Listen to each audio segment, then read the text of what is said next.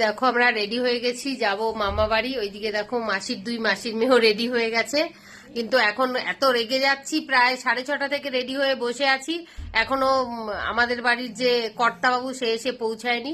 যদিও মামা বাড়ি বেশি দূর নয়, কিন্তু তাও প্রায় 9টা 10 হয়ে গেছে, এখনো অব্দি আসেনি। পৌঁছতে 1 ঘন্টা টাইম লাগবে, রাস্তা খুব জ্যাম থাকে এই সময়।